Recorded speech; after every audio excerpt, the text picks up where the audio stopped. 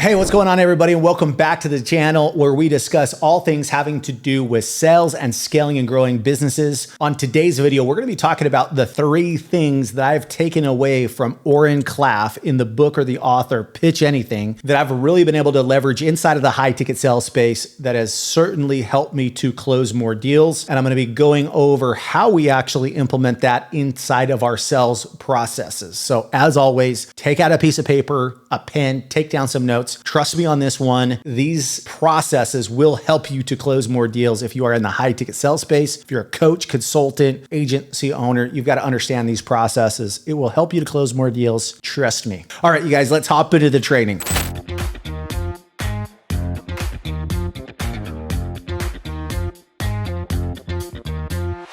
All right, so number one, the first thing that Oren talks about, which is something that I've built in my sales presentation with what I call the story framing, which is number one, desire and tension. Now, the reason why desire and tension is so important is because for the prospect, you have to not only get them excited about their desired outcome within the first 5 minutes of the conversation, but they also have to feel a sense of tension, or in other words, loss, that they may not be a good fit for your actual product or service. So what I have found very, very important is that you have to implement ethical scarcity inside of your processes. Now, ethical scarcity is actually being ethical about it, where you're not just coming up with some BS scarcity tactics, but you're giving the prospect an explanation on who you work with, why you work with them, and who you're not willing to take on as a client. They need to understand those components so that when we're talking to them about their goals and desires and what they want to accomplish, they need to understand that we're willing to walk away at taking that prospect's money if they're not a good fit for our products or service. So there has to be desire. We have to get them excited. I'll typically do this within the first 5 minutes by sharing with the prospect who we work with, what kind of results that they get, and what problems that we solve for the clients that we work with. The tension part, I'll explain to them how many people that we have book in with us, how few people that we actually take and work with, which is always the reality, and the outcome that we have to get with the people that we do take on, and